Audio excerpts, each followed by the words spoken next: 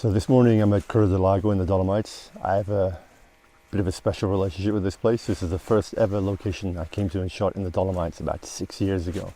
Hiked up here with my wife and stayed in the refugio here, photographed the lake at sunrise, and it's still one of my favorite memories and one of my favorite scenes that I've ever photographed here in the Dolomites. So I come back here every year, and every time I'm here it is a magical place. It's so quiet here, it's so peaceful. The lake has these perfect reflections because it's completely protected from the wind. Nowadays with the workshop we don't hike up, we've got a special alpine taxi that can bring us up here, and it's a fun ride. We kind of have to get up at 5 in the morning, meet our driver in Cortina d'Ampezzo, and then drive up in the Land Rover. It's pretty bumpy and there's a fair few of us in the Land Rover. It's an experience, all right, but it gets us here really early. It gives us a chance to be here before the sun comes up, find compositions, play around, get to know the location, and then wait for the light to come. But it's a challenge here to find compositions. If you're standing here at the end of the lake, you get the view all across the lake with the reflection of the mountain. When the sun comes up, you get lots of really nice golden light on the trees. But there's a lot of reeds and plants in the end of the lake which make the foreground composition quite challenging. You can climb up on the side here and shoot through the trees, and that's a nice shot. But today I wanted to see if I could do something different with the compositions at the end of the lake. See if I could find something that I hadn't really done before. And the light's quite challenging. There's absolutely nothing in the sky. It's a very flat sky. We've had that a lot this week.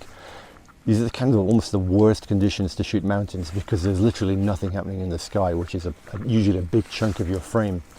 So I was kind of curious to see if I could make a shot work here with absolutely no drama in the sky, just focusing on the foreground and the elements and building something with the light that we have. So the focus of the composition here is obviously this peak and its reflection, and trying to find a part of the lake where the reeds and these kind of plants in the lake didn't break up the reflection was quite challenging. The reeds in the foreground as well looked a little bit dense, and so I tried to build a foreground around this kind of tree stump here that's got a smaller tree growing out of it. Now looking at it in horizontal format, there was a lot of negative space there, the kind of trees on the left that are backlit and are just a big shadowy area, and this cliff on the right. So I really felt that this composition worked better flipping the camera and shooting it vertically. Now, when it comes to editing the image, you always need to have a relatively clear idea in your head of where you're going to go to before you start. And a good place to have, a good place to be going towards is the kind of mood and the emotions that you felt at the scene. Is try to think about what that mood is that you're trying to capture, both with the image and then with the processing of the image. Now, the morning that we were there, we didn't really have, as I said, anything happening in the sky. So there's not really any drama in the image. It's very, very contrasty because the light came up and it was very, very strong on the right side of the image here. You can see here where the light's hitting the cliff.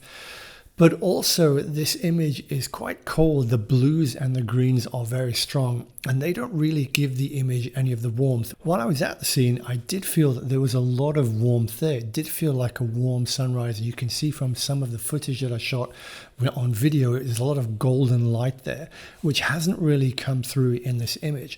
So what I want to try to do is to bring that kind of warmth and that golden light back. Now that is going to mean changing some of the colors here, changing some of those greens into more warmer, yellowy, golden colors. Now the first thing I'm going to do to that is just to move the color temperature here and just warm that up. So let's just push that all the way up to about there. Now, quite often with a lot of the sliders that you're moving in Lightroom, you're not hoping to get the finished effect straight away. You're just starting to put little building blocks in place towards the final look of the image that you want to have. So I think the first thing there was to warm it up, and now I'm going to go down to the color calibration and play around with these settings here and just set my base colors, my base primary colors, the reds, the greens, and the blues a little bit differently. So we'll just push the red a little bit that way and then have the red a little bit less saturated, something like that. If we have it 15 either way, it's nice. With the greens, we're going to push those more, something like that, and again just pull that saturation down so it's not too strong. And then with the blue primers, we're just going to move that this way, and you can see that's really going to start to just change the tones, and we're going to get that kind of warm golden color starting to come here. So just by changing these primary settings, I've already gone quite a long way towards just softening that coldness, that cool feeling that the image had. Now I'm going to go back up to the basic settings here and just drop the exposure down a little bit. Now I'm aware that it's underexposed at the bottom there. I'll do something about that a little bit later, but I'm just going to drop that down, maybe something like 1/3 of a stop, the overall exposure, and then just drop the highlights down a little bit because it's quite strong here and here in the water. So we're just going to pull the highlights down about a similar amount to the exposure, something like that. And then while I'm at it, I'm just going to brighten up the foreground there by using a linear gradient. We'll just bring this on, pull that up, feather it across the lake here. It doesn't need to be too wide. I don't want to brighten up the water because the water should be darker than the sky. If it's not, it's going to start to look a little bit weird.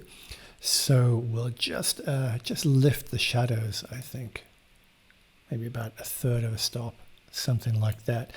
And I'm also going to increase the clarity about a similar amount. You see the clarity will also kind of brighten it up a little bit and give a little bit more definition there. So just something like that. If we turn this on and off, you can see you don't want to make it too bright because then it starts to feel unnatural. It should still be a little bit darker. You know, the light's not shining on it. It is a shadow area of the frame.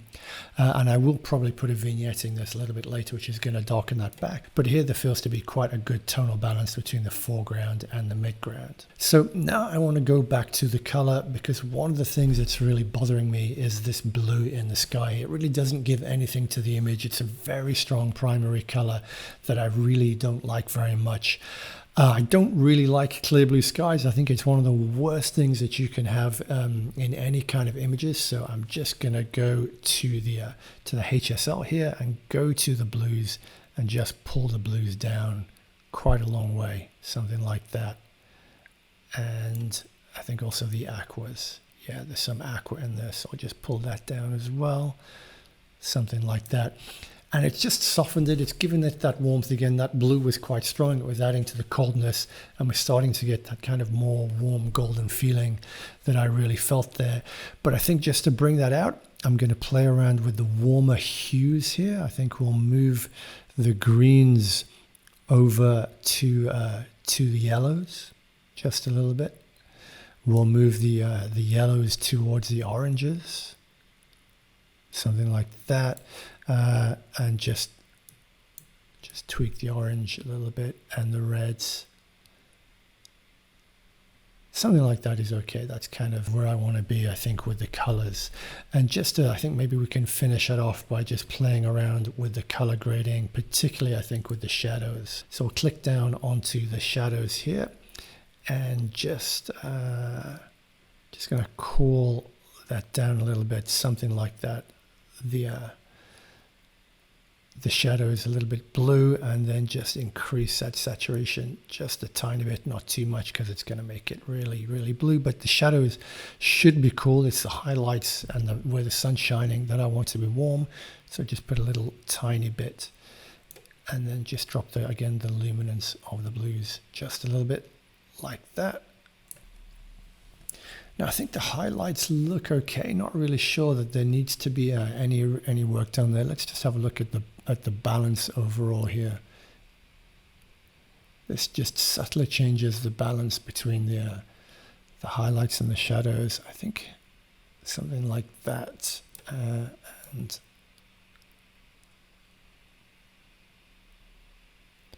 there, something like that starts to look just about how I would like it to look.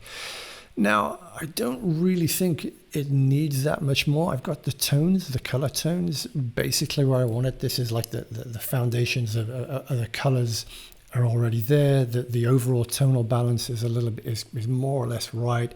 So it's just kind of tweaking, I think, some of the contrast and then some finishing off in Photoshop.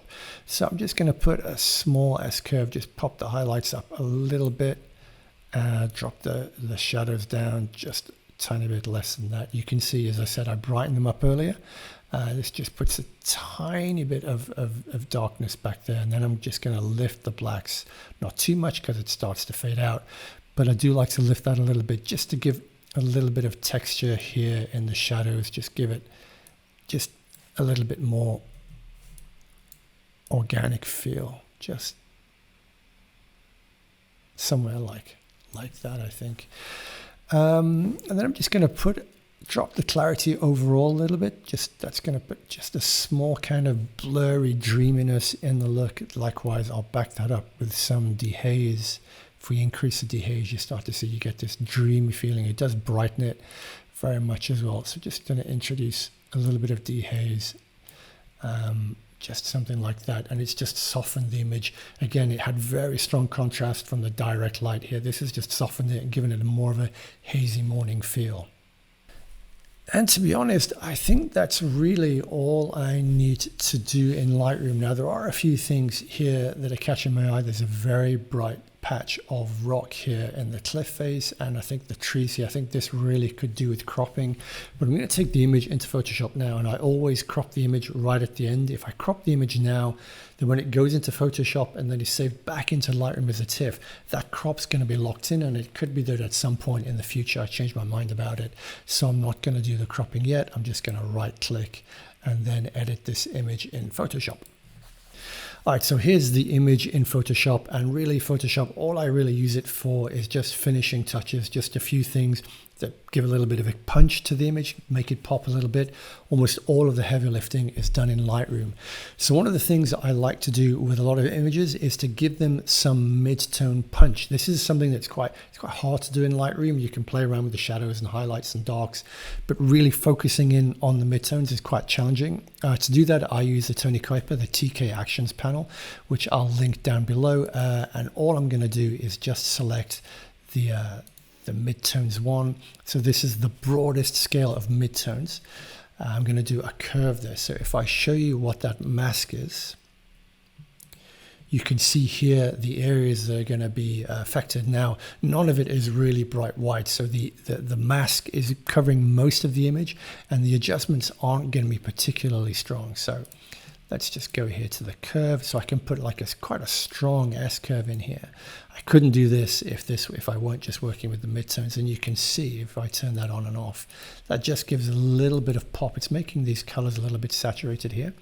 So I'm just going to change the blending mode of that layer to luminous. Just that takes a little bit of the contrast out, and you can see it just gives a little bit of a pop there.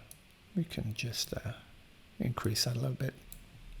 Now I'm going to do a little bit of light painting, so I'm going to create another layer to work on here, and I'm going to go over to the gradients here, and I want a radial filter. This should be set to foreground to transparent, and then you choose a color from the image. So I'm going to get the warm color from the tree, and then just make it a lot brighter and less saturated by just moving it up to the top of the color patch there.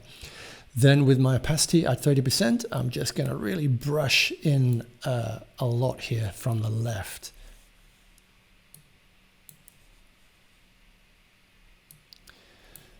Now, the thing about Photoshop is you can really overdo it. Everything I do on Photoshop on a layer, you do it kind of much more than you really need, because you can always dial things back with the opacity and then make a mask. So the first thing we're going to do there is just dial that back to about 30%. Then I'm also going to duplicate that layer and then put the duplicate layer as the blending mode as overlay. Then I'm going to click those two layers and join them together into a group. So now I can turn off and on the adjustment that I've made, and I can also completely control the opacity here. So just pull that down. And what I really want to do is just harness that light coming in from the left. But because of the way that I've brushed it on, it's also gone over the trees. So it looks a little bit weird there, because obviously those trees have got the light behind them. So I just need to create a mask there and just brush that out a little bit. So we'll just make the brush size a little bit smaller. Something like a little bit bigger than that. Should be okay, and at 50%, and just brush some of the shadow back in there, because it really did feel a little bit odd with the back of those trees being lit up. So let's just brush that out, and that's it really. So you can see what I've just done there. That's the effect. It just brings in a little bit of light from the side, gives the image a bit more depth, and makes it feel a little bit more three-dimensional, because that light was quite harsh on the side, And because there's so much shadow in the foreground, it really did the whole image started to feel a little bit flat. So that just shapes the light a little bit. And I think that's kind of almost it. Just one more finishing touch, I think, from a little bit of an autumn layer. So again, we'll create another layer. We'll go up to filter and choose Gaussian blur. Now the radius here should be similar to the megapixels of your image. This is shot with a GFX, so it's 100 megapixels. So I'll have it about 100, and that's going to really blur the image. Then we'll go down to overlay for the blending mode, which will really saturate and be super high contrast. But we're going to pull that right down to somewhere between 10 and 50%, something like that. So again, the effect, like all the effects that you do in Photoshop, should be quite subtle, just really giving a little bit of a glow, a little bit of a hazy feel to it, just soften it a little bit more and give it a bit more of a kind of magical feel. And that for me is pretty much it. So we just need to save that and then save it back into Lightroom. So now we're back in Lightroom, and I think it's time just to make that crop there. We'll keep the image in the same 3x4 format and just crop off that bright bit of rock on the left and that tree a little bit on the right, something like that. Okay, and I think we're finished there. So if we look at where we started, let's just flick over into the library module and look at the two together. And you can see this is the finished image. This is the original raw file where it was really felt cold. I think the white balance was just giving me a very blue, cold image, and I wasn't getting any of those kind of early morning golden hues that I was feeling actually on the scene. I did actually have a look at editing one of the horizontal images that I shot. This is it in the end, and it actually looks better than I thought when I was at the scene. I'm quite glad that I shot it. I do still think that this left-hand side here there's too much empty space there. There's not anything going on. It's just a big block of shadow. Likewise, the cliff on the right is a little bit too strong. I'm not really convinced about this as a foreground. I do think that this is a better structured image, but there's something about that. Maybe it's to do with the reflection, something about the format. I'm really not quite sure which one I prefer. Now, neither of these are actually going to be portfolio images, and what I mean by that is I'm not going to really print either of them. Neither of them will probably end up on my website. What this is really just an example of there's always something that you can shoot. So when we were there that morning looking at the sky, there's a part of me that's quite disappointed because I've been there before and shot incredible sunrises. This wasn't that. But it's always worth shooting. There's always some way of capturing that mood, of creating some kind of image and coming away with something that makes it all worthwhile, that makes the getting up and all the journey there worthwhile, and just really captures something about the scene. And that's really it for this video. I hope it's been useful and I hope it's been interesting. If you've got any questions, just drop them in the box below and I'll get back to you. And if you enjoy my photography, if you'd like to join me on a workshop, I will be back in the Dolomites next year. I'm also going to lots of other interesting places. Going to be in Patagonia, Japan, Namibia, Iceland, Greenland.